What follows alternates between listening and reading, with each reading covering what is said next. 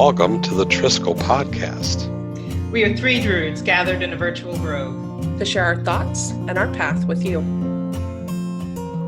Hi, welcome to the Triskele podcast. This is episode 11. For folks who are returning, thank you very much for coming back. And for folks who are new, welcome to our podcast. Today, we're going to be talking about Yule and how we celebrate and sort of some of the variants in different perspectives on the holiday. And so we'll start out with introductions. I am Victoria, and my pronouns are she and her. I'm Drum, and my pronouns are he and him. And I'm Amber, and my pronouns are she and her. And so today we're going to talk about Yule, and this is our first episode actually talking about a specific high day.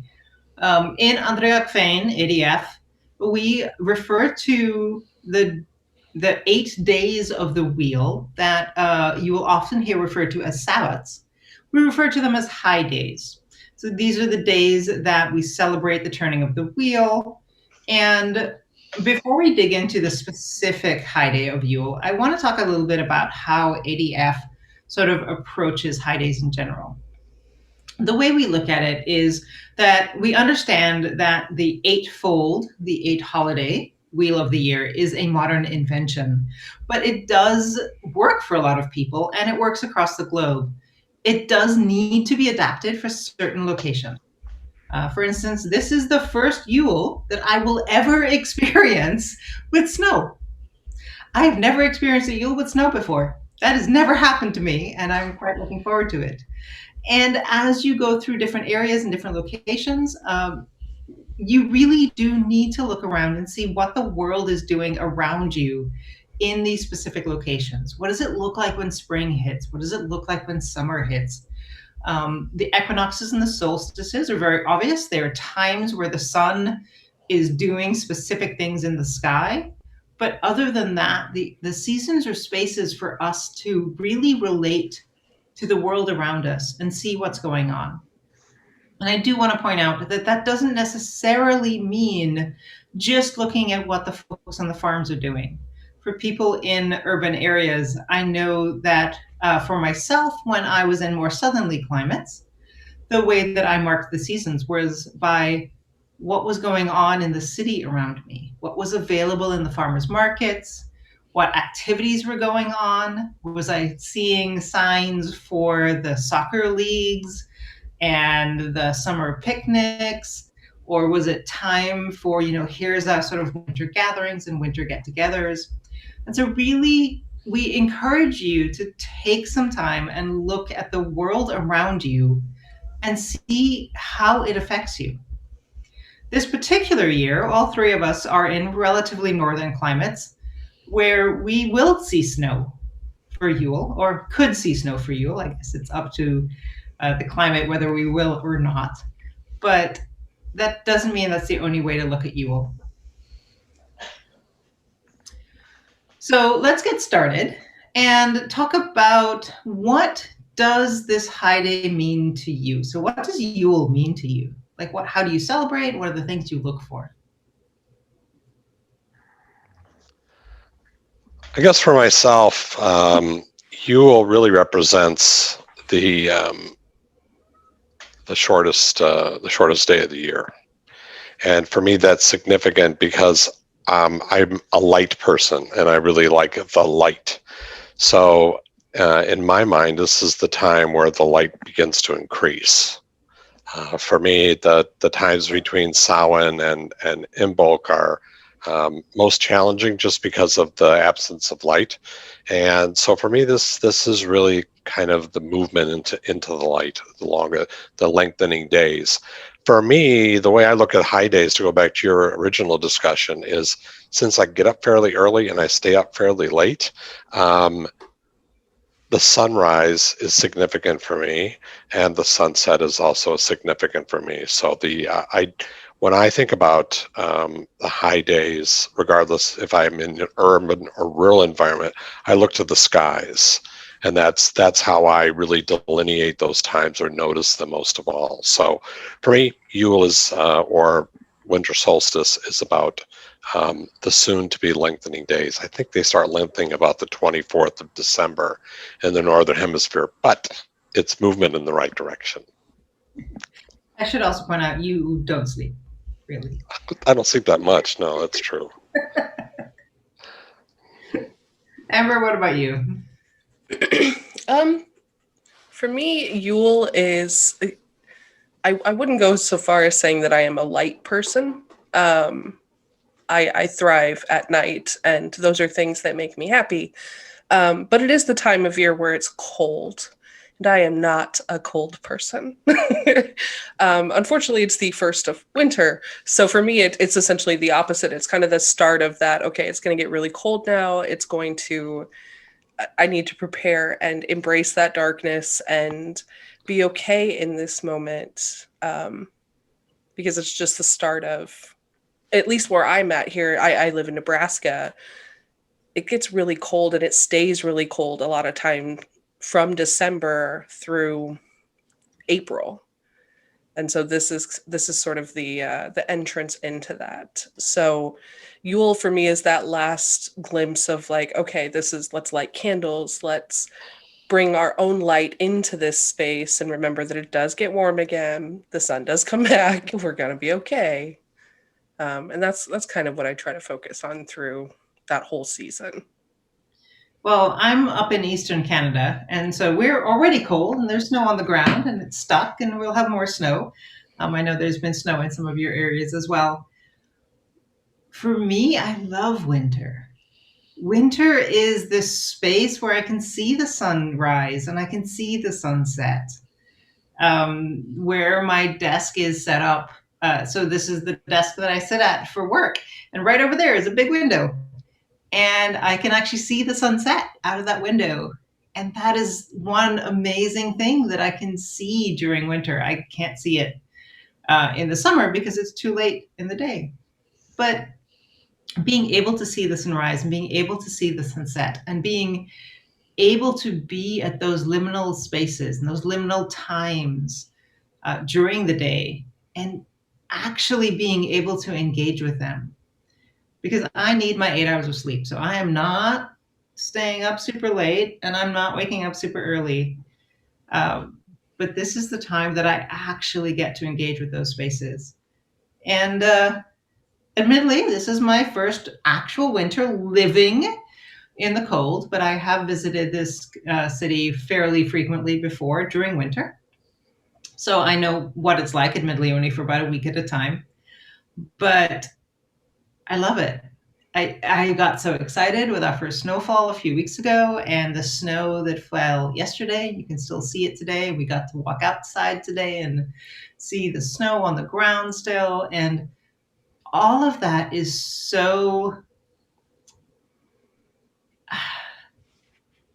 It makes the world not real. So like the entire world is a liminal space where all possibilities are possible.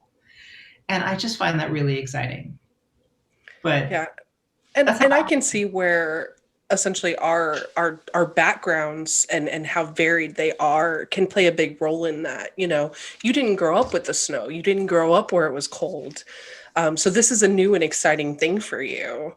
I grew up in a place where the nearest store that wasn't the local grocery store was 45 miles away. That's an hour drive. And so for us, when it snowed, that meant we had nothing. We were alone. We couldn't go anywhere. We couldn't do anything. I lived across the street from school, so I could still go to school, but that was about it, you know? And so it became a really lonely, isolated time where you were just at home. And, you know, if your home environment isn't always a happy, joyful place, it's not a great place to be, you know? So I mean, we picked this particular location because it is very, very close to a lot of different restaurants. We're in downtown, so we don't have to worry about the plows actually clearing the snow because they're guaranteed to do that. We don't have to go outside I can go to a fast food restaurant and a clothing store and our grocery without ever leaving the building. They're all connected through the garage. But So it's the kind of place where it can be, we can have 3 feet of snow outside, a meter, excuse me, let me get it correct, of snow outside, and I'm still fine.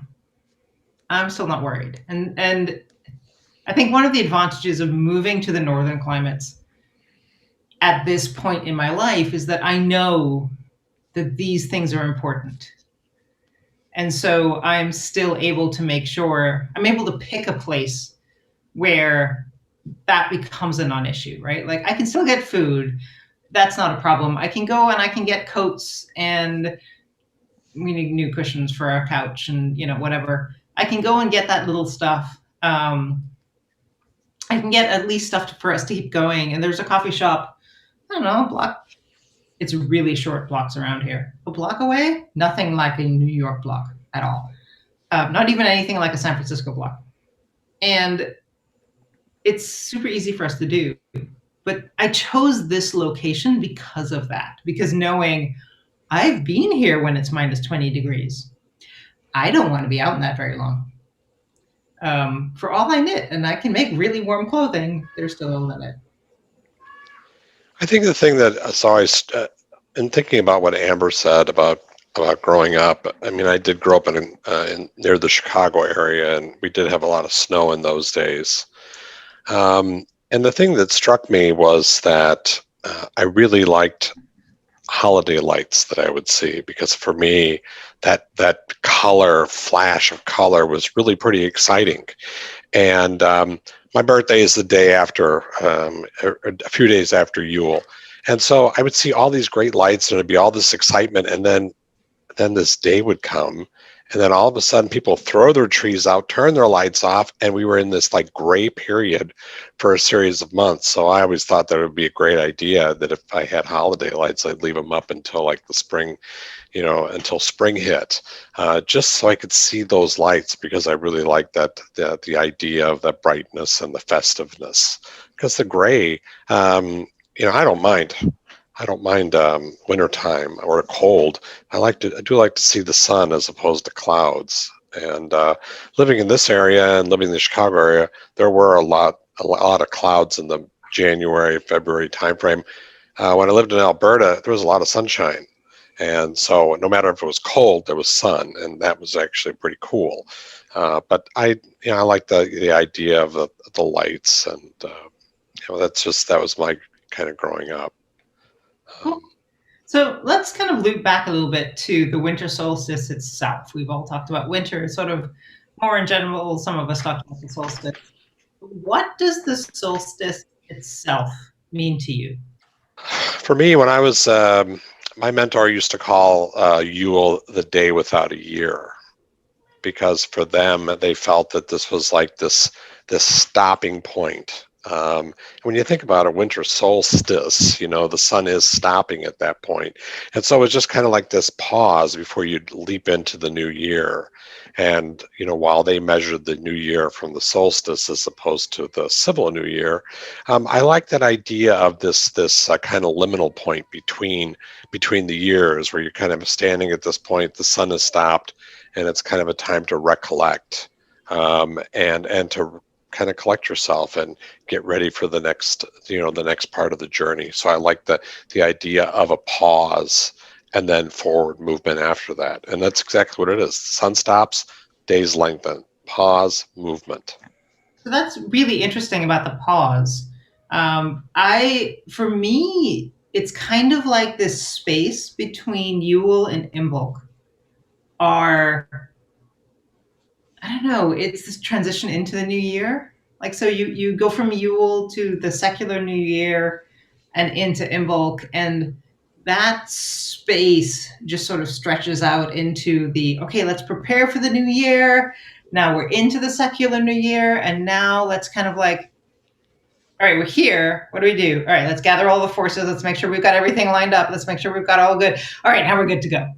And so, so I really, really understand that like concept of like, okay, this is the pause. This is sort of the like, okay, everybody take a breath. We all celebrate. And I celebrate secular Christmas as well. I grew up Roman Catholic, or secular, really. I'm culturally Roman Catholic. And so for my family, that whole getting together, so it's all about getting together with everybody and celebrating.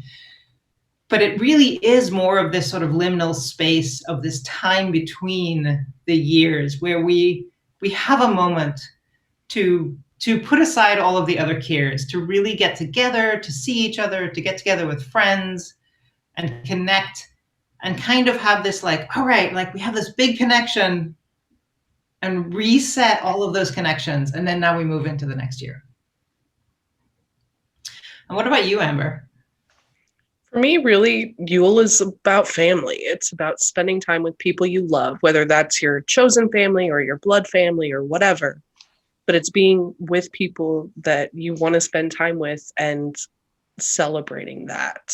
That's really kind of what I try to focus on through that whole season, from the time of the US Thanksgiving through the first of the year, is trying to remember what's important, especially as the light starts to fade and the world gets darker. It's nice to remember, what really matters in those moments. So how are you planning on celebrating this year? For the folks who are watching this perhaps in a few years, should we be so lucky, this is 2020. This is the year of COVID and the pandemic and social distancing. So we may reference things that we would normally do as well as things that we are doing this year to make sure that we're all safe. So how are you planning on celebrating Yule this year?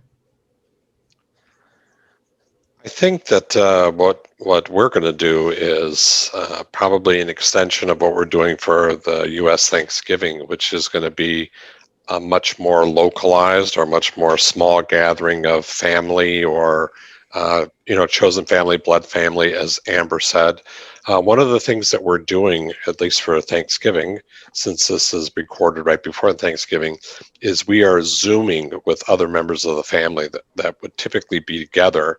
We're going to set aside a time and have a computer open, and we get to see everybody's faces, and we get to talk to them in that way. I assume that this will be the same thing for Yule or for Christmas, that we will, get together in the same way, share a meal, and see each other's faces. Amber?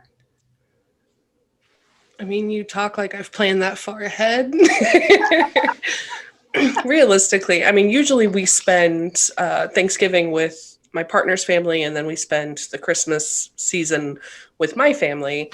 But this year we've essentially told all of our families, it's just us, guys. I mean, we got to do what we got to do to, I have little kids. It is my job as a parent to make sure that they're safe, and I can't control the lives of other adults. So for us, it felt like the responsible thing to do this year is to just stay home and make it about us.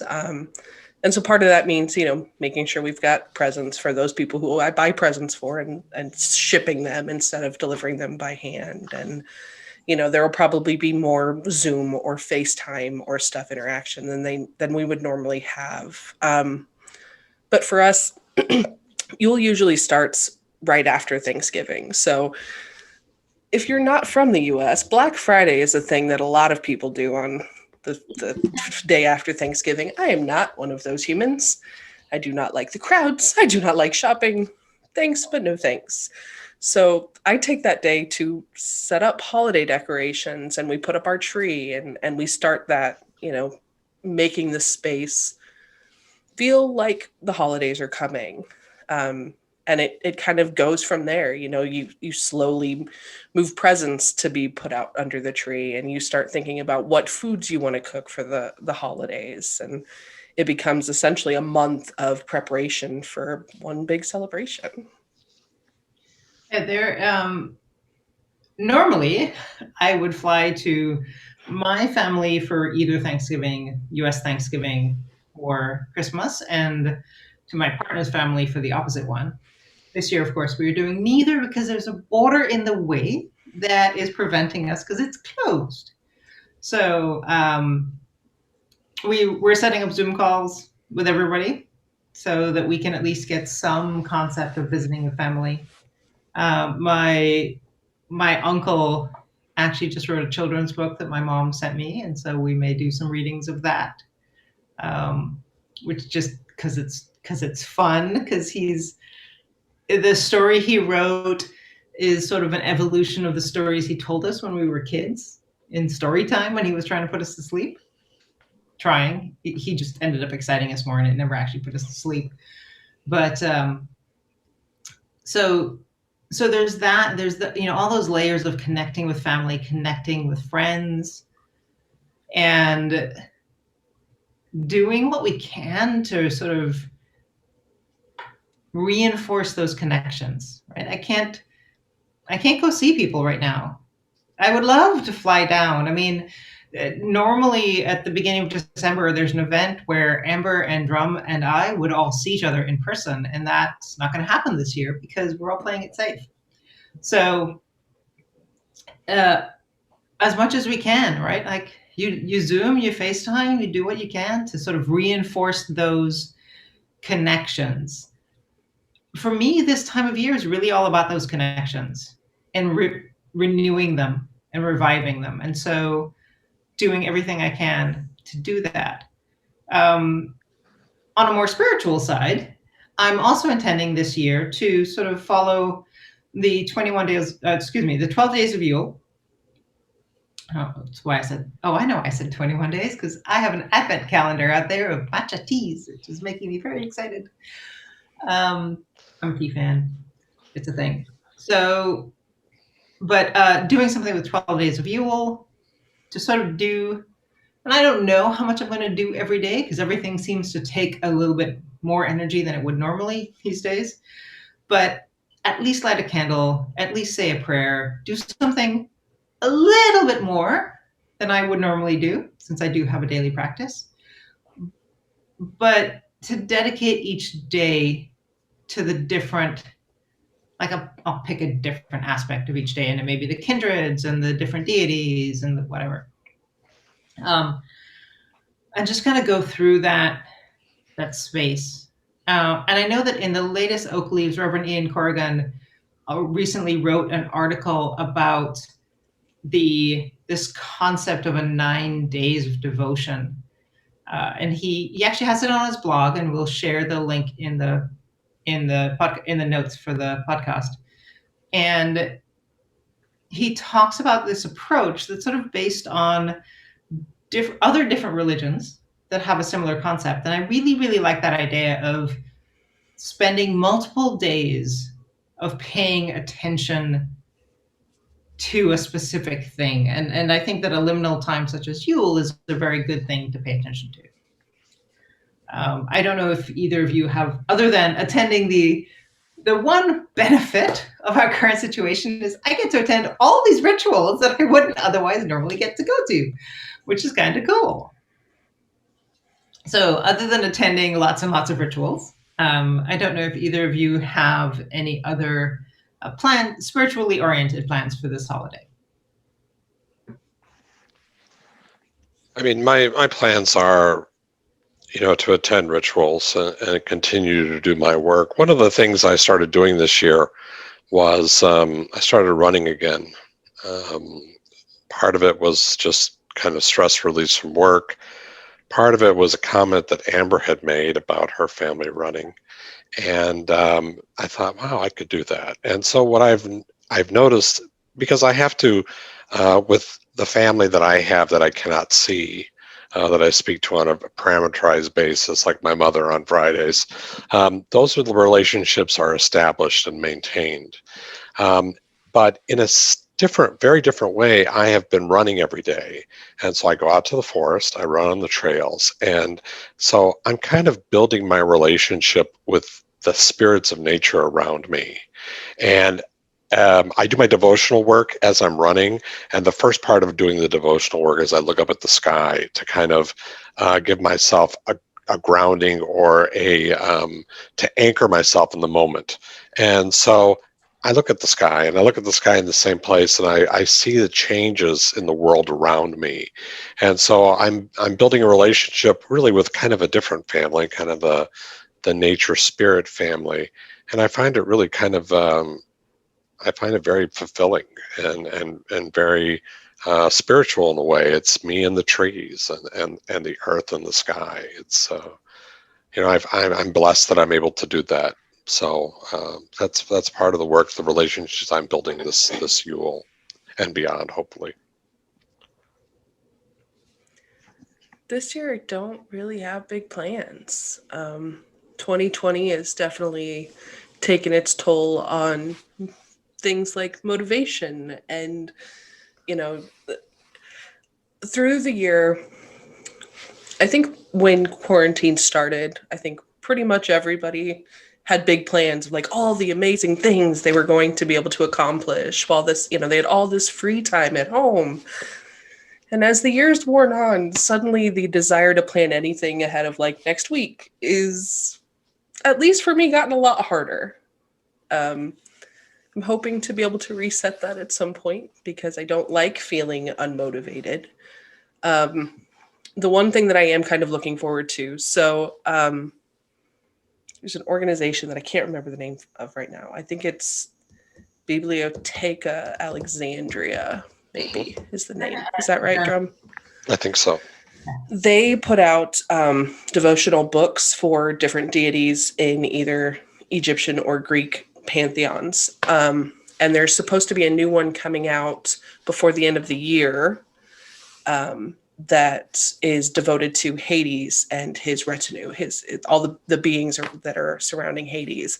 And I actually have a Yule ritual in that book that should be coming out that I'm pretty excited about. Wow, that's very exciting. Very cool. Yeah, I titled the ritual itself the King in Darkness because I wrote it as part of my work with the Demeter and Eleusinian Mysteries stuff.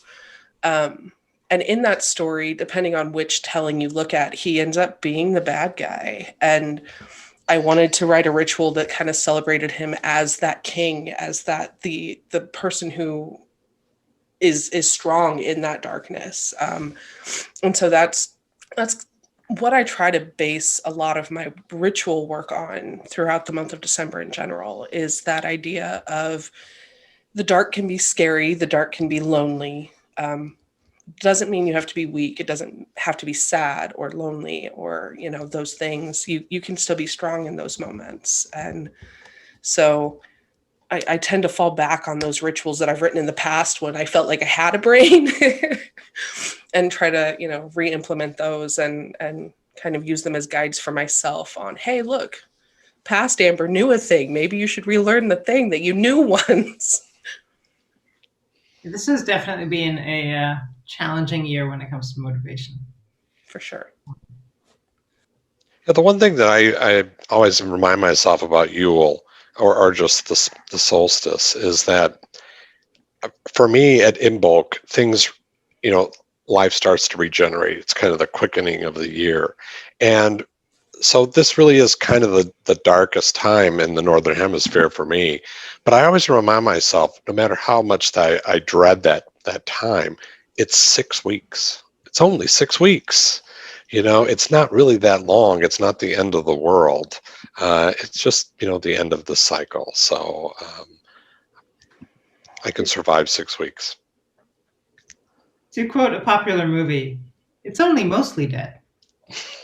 There's a big difference between mostly dead and all dead. There is indeed. I can quote that entire movie line for line.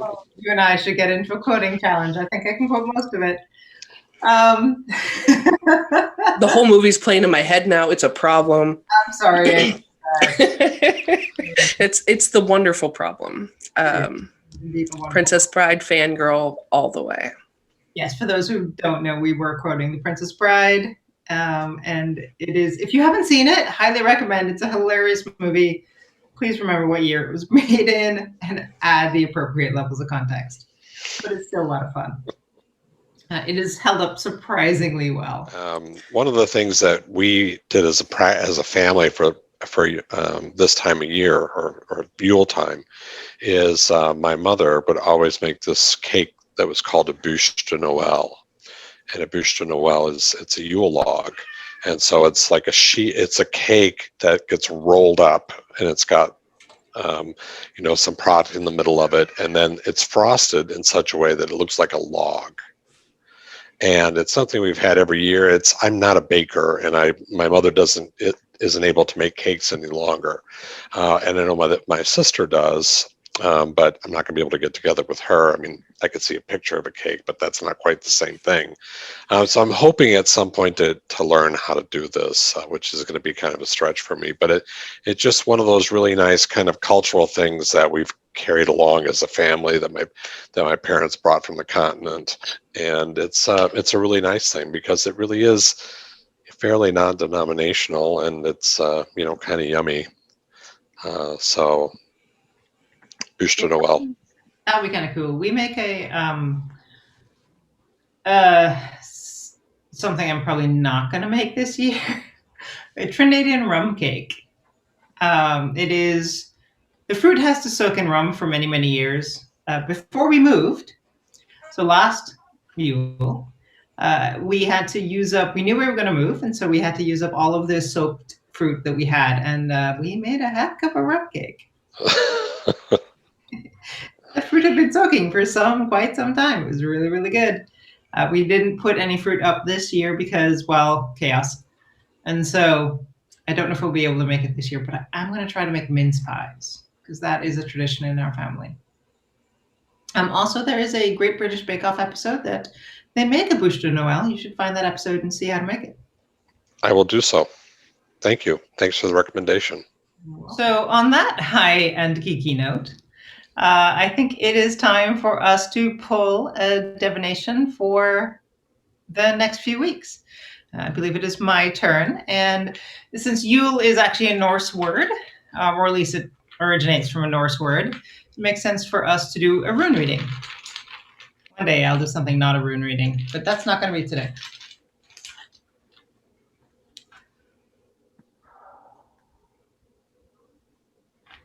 Call to the Spirit of the Runes, I ask for you to share your wisdom with us today.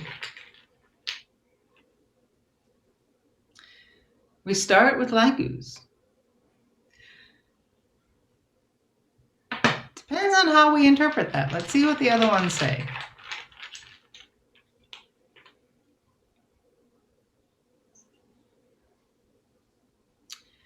Then we have Hagalaz.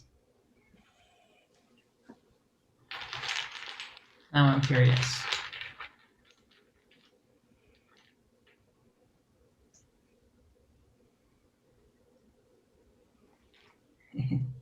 Sowilo.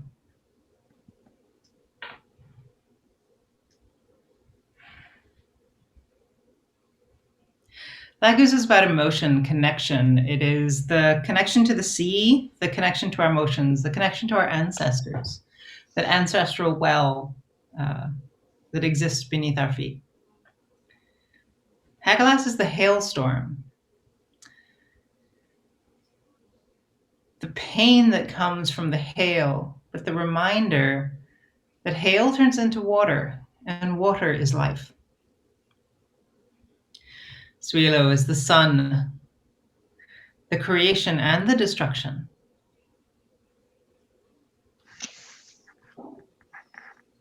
This is a complicated reading.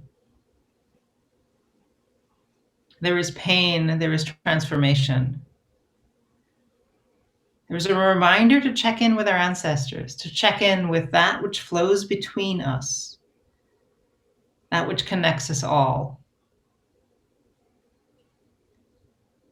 And though we bear the pain of the hailstorm and of the sun's bright rays, with fire and water, we will rise anew.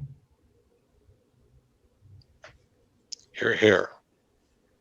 This will be an interesting few weeks. So say the gods. Well, thank you all for joining us on this episode, and we hope to see you in a few more weeks for our next episode. Goodbye. Bye now. Thank you for joining us for today's video. If you liked this episode, be sure to like and subscribe. You can also find more episodes on iTunes, Google Podcasts, Spotify, and all of your favorite podcast providers. You can find us on social media on Facebook and Twitter, or for more information, visit our website, triskelepodcast.weebly.com.